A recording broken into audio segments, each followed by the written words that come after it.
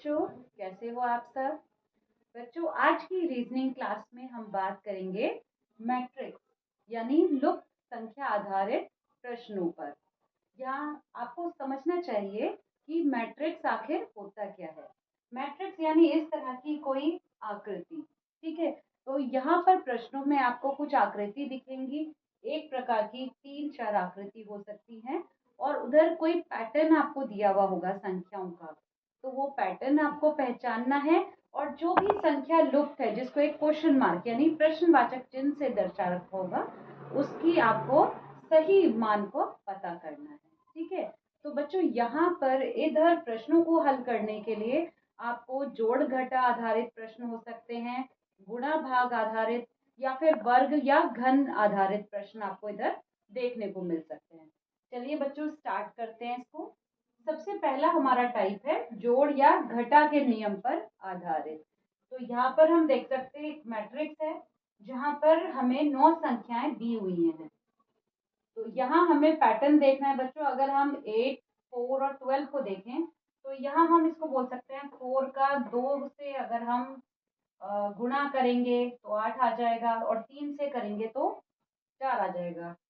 और अगर हम 6 और 16, 18 का अगर देखें तो ये तो 3 से करने पर आ रहा है पर 2 से करने पर 16 नहीं आएगा 6 से। अब बच्चों, अब हम इसको मैट्रिक्स को थोड़ा रो के हिसाब से देखेंगे, हॉरिजॉन्टल में देखेंगे। यहाँ पर हम देखें बच्चों कि 16 और 8 को अगर हम जोड़ें, 16 और 8 को अगर हम जोड़ेंगे क्या आएगा बच्चों? 24।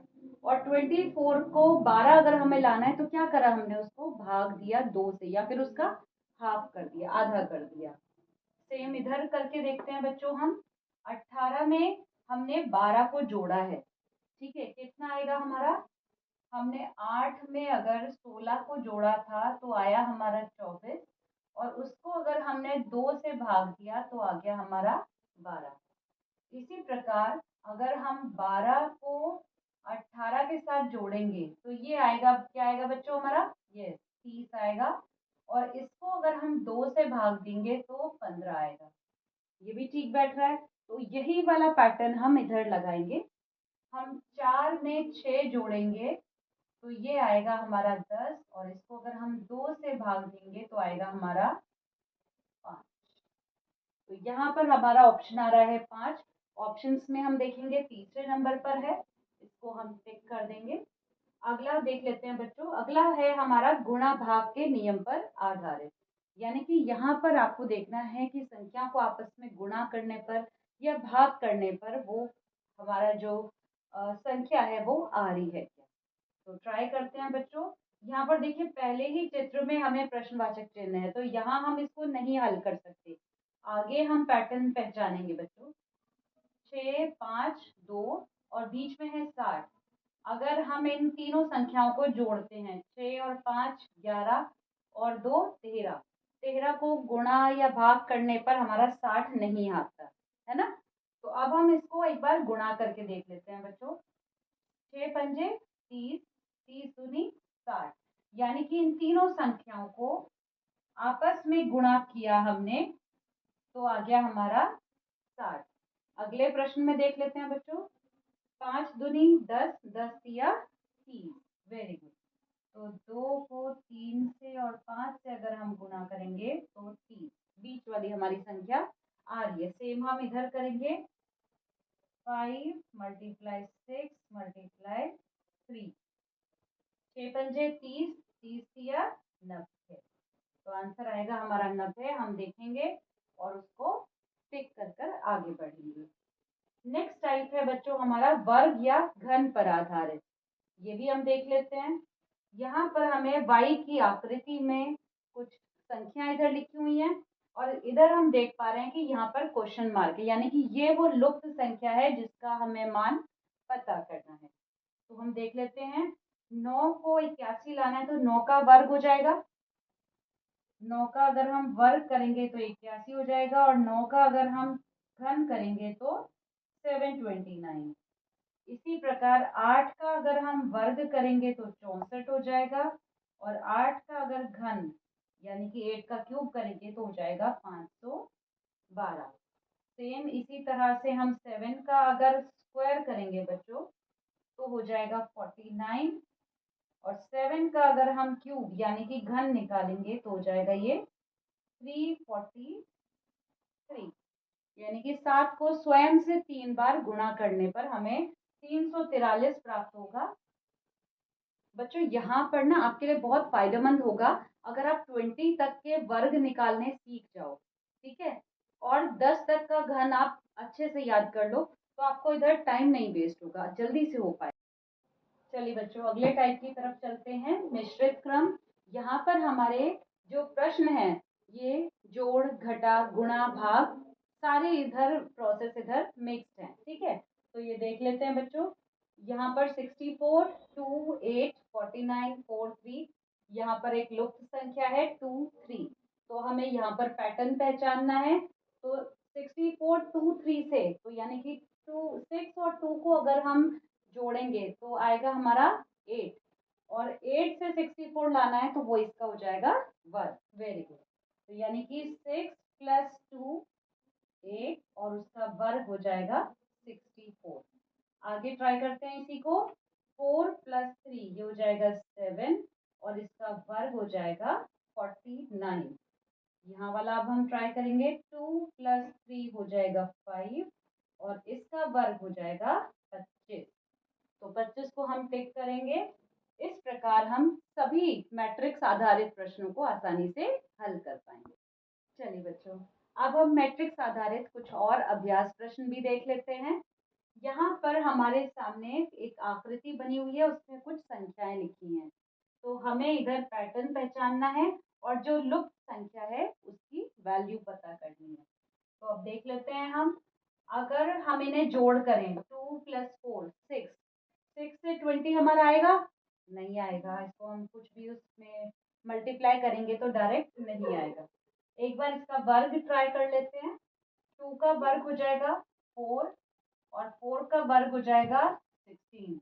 अगर हम इन दोनों को आपस में प्लस करेंगे जोड़ेंगे तो हमारा आ जाएगा 20, यानी कि इन दोनों का वर्ग निकालना है और उन्हें आपस में जोड़ना है। आगे देख लेते हैं, 3 का वर्ग 9 प्लस 9 का वर्ग 81, इन दोनों को जोड़ेंगे तो 90 आएगा। तो सेम पैटर्न हमारा इधर भी लागू होगा, 1 का वर्ग हो जाएगा 1 प्लस 7 का वर्ग हो जाएगा 49 और 49 प्लस 1 आ जाएगा हमारा बच्चों 50। तो 50 हम इधर विकल्प में देखेंगे और उसको टिक कर देंगे। अगला प्रश्न देखते हैं बच्चों। अब यहाँ पर भी हमारे सामने आकृति है और हमें एक चीज समझ में आ रही है कि इन 4 नंबरों को कुछ आपस में हमने जोड़ घटा गुणा भाग कुछ किया है, तभी ये बीच की संख्या हमारी आ पा रही है। तो अगर हम इनका चारों का जोड़ करें, देख लेते हैं, 5 और 3 8, 8 और 3 11, 11 और 6 17, नहीं इस तरह नहीं आएगा। हम इन्हें अगर गुणा करके देख लेते हैं बच्चों, गुणा करें, 5 तिया 15, 15 और 6 तिया 18, इनको भी अगर हम आपस में जोड़ेंगे तो भी हमारा 39 नहीं आएगा, है ना। अब हम क्या करें, अब हम इसका मल्टीप्लाई का कॉम्बिनेशन चेंज करके देखते हैं बच्चों। 5 6 जा 30 और 3 3 जा 9, 30 प्लस 9 इन्हें जोड़ रहे हैं, यानी कि इन दोनों को आपस में और इन दोनों को, तो यानी कि एक छोड़कर एक ऑल्टरनेट वाली जो संख्याएं हैं उन्हें आपस में गुणा करना है, उनके जोड़ को, ठीक है, उनके जोड़ों को इन दोनों को आपस में गुणा किया और इन दोनों को और उन्हें आपस में प्लस कर दिया। फिर सेम इधर करते हैं बच्चों, 4 4 जा 16 प्लस 7 5 जा 35, 6 5 11 3 4 1 5 51, ये आ गया हमारा। तो सेम पैटर्न हम आगे भी फॉलो करेंगे, 5 5 जा 25 प्लस 3 4 जा 12, 7 2 प्लस 1 3, तो आंसर आएगा हमारा 37। तो 37 को हम टिक करेंगे बच्चों और नेक्स्ट क्वेश्चन देखेंगे। यहाँ भी हमें दिख रहा है कि बीच की संख्या जो है इन चारों के कंपैरेटिवली बड़ी है, तो इन्हें चारों को हमने या तो जोड़ करा है या गुणा करा है।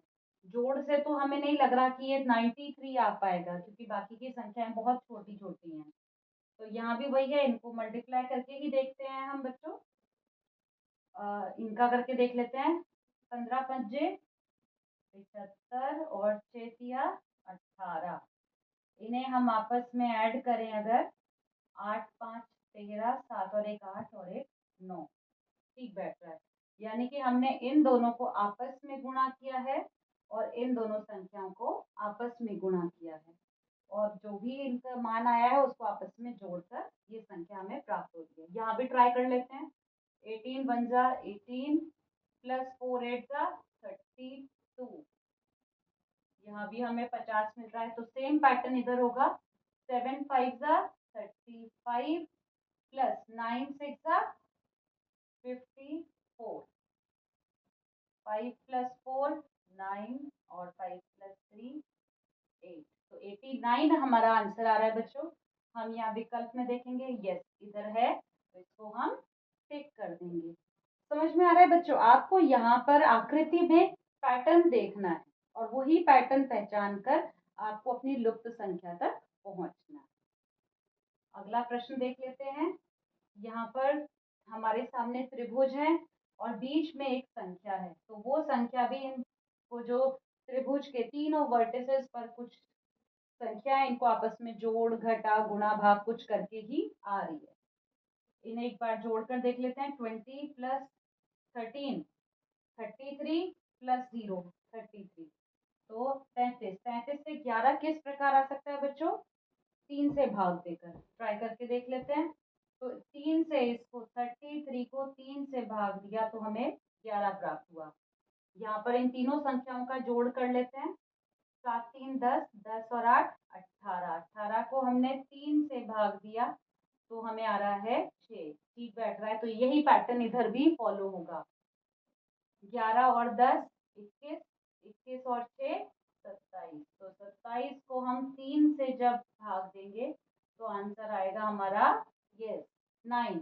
9 हम ऑप्शंस में देखेंगे, पहला ही विकल्प है, इसको हम टिक कर देंगे और अगले प्रश्न की ओर चलेंगे बच्चों। अब यहाँ पर भी देखो सेम पैटर्न है, इधर भी 4 संख्याएं हैं और बीच में एक संख्या है जो इन चारों से बड़ी है, तो यानी कि इन चारों को ही कुछ हमने जोड़ घटा कुछ किया है, तभी ये बीच की आ पा रही है। तो यहाँ हम पैटर्न लगाकर देख लेते हैं। 7 8 जा 56 और 9 4 जा 36। यहाँ से तो ये नहीं आ रहा है। इस तरह करके देख लेते हैं। 4 8 जा 32, 7 9 जा 63। इस तरह भी नहीं आ रहा है बच्चों। इन्हें ऊपर नीचे करके देख लेते हैं। 9 8 जा 72, 7 4 जा 28। तो ये इधर इस प्रकार भी नहीं आ रहा है। क्या कर सकते हैं सोचो। 7 8 जा 56, 9 4 जा 36। इस तरह नहीं आ रहा है। 4 8 जा 32, 7 9 जा 63। इस तरह भी नहीं आ रहा है। ऊपर नीचे का हम देख रहे हैं। 9 8 जा 72, 7 4 जा 28। नहीं आ रहा है। इधर देख लेते हैं बच्चों क्या पैटर्न बैठ रहा है ये। यहाँ हमें अभी नहीं समझ में आ रहा है। तो 5 2 जा 10, 7 6 जा 42। तो यहाँ क्या किया है, ऊपर नीचे का जो गुणा किया है इन्होंने, ठीक है, और आज सामने वालों का, और उन्हें आपस में भाग दे दिया। ठीक है, तो यहाँ भी यही बैठेगा। 9 8 जा 72 और 7 4 जा 28। इसमें से हम माइनस करेंगे। 12 में से 8 गया बचा 4 और 6 में से 2 गया बचा 4। ठीक है, तो इन दोनों को हमने मल्टीप्लाई किया और सामने वालों को भी मल्टीप्लाई करा और उन्हें आपस में भाग दे दिया। सेम इधर करेंगे। 5 4 जा 20 और बीच में 20 ही आना चाहिए, तो 3 को किससे गुणा करें कि 0 आ जाए। बिल्कुल सही, 0 से करेंगे। 3 को 0 से गुणा करेंगे तो ये 0 आ जाएगा, 20 में से 0 गया तो 20 ही बचेगा। तो यहाँ हमारा आंसर क्या आ जाएगा बच्चों? 0। तो इस विकल्प को हम टिक करेंगे और आगे बढ़ेंगे। अगला प्रश्न देखिए बच्चों, 466, 341 और 250। तो यहाँ पर हमें एक हिंट समझ में आ रहा है कि इन दोनों संख्याओं को कुछ हमने किया है, जोड़ घटा या कुछ किया है, तो हमारी नीचे की तीसरी संख्या प्राप्त हो रही है। अब अगर हम इन्हें ध्यान से देखें तो ये जो तीसरी संख्या है ये ऊपर की दोनों संख्या से छोटी है, यानी कि घटा ही किया होगा, है ना। इसे घटाकर देखते हैं। 6 में से 1 गया बचा 5, 6 में से 4 गया बचा 2 और 4 में से 3 गया बचा 1। 125 हमारा ये बच रहा है। तो 125 को अगर 250 बनाना है तो क्या करेंगे हम, इसको गुणा कर देंगे 2 से, यानी कि जो भी माइनस करके आ रहा है उसको 2 से गुणा करना। ठीक है, यहाँ पर करते हैं। 8 में से 2 गया बचा 6, 9 में से 8 गया 1, 3 में से 2 गया 1। 116 को डबल करेंगे तो 232। ये रहा 232, ये रहा हमारा। इसको हम टिक करेंगे और अगले प्रश्न की ओर चलेंगे बच्चों। यहाँ देखो, ये थोड़ा सा अलग है प्रश्न हमारा। अब यहाँ पर हमें इंग्लिश के लेटर दिए हुए हैं, ई डी जे, और उसके सामने कुछ संख्या दी हुई है। तो हमें पैटर्न चलाना है कि इन अक्षरों का इन संख्याओं के साथ क्या इधर संबंध है। तो ABCD हम समझ चुके हैं कि हमें इनको वैल्यू देनी है, नंबर देना है ABCD को। तो ई आ जाएगा हमारा 5वें नंबर पर, है ना। ई का नंबर 5 आ जाएगा, डी का 4 और जे का 10। तो 5 का 126 कैसे बैठेगा बच्चों? हाँ, यस, उसका घन निकालेंगे हम। तो 5 का अगर हम घन निकालेंगे तो 125 आएगा और उसमें 1 जोड़ देंगे। ऐसे ही 4 डी का है, तो 4 को अगर हम क्यूब निकालेंगे तो ये हो जाएगा हमारा 64 और इसमें 1 जोड़ देंगे तो 65। सेम इधर करेंगे। जे का 10 है, तो 10 का अगर हम घन निकालेंगे तो ये हो जाएगा 1000 और 1000 में 1 जोड़ेंगे तो वेरी गुड 1001, 1001। तो बच्चों, इस प्रकार आशा है आपको ये मैट्रिक्स आधारित प्रश्नों को हल करना समझ में आया होगा। आप प्रैक्टिस करते रहिए, ऐसे ही आगे बढ़ते रहिए। पूरी उम्मीद है कि आप इस परीक्षा में जरूर उत्तीर्ण होंगे। बहुत बहुत धन्यवाद। फिर मिलेंगे अगली वीडियो में। Bye bye.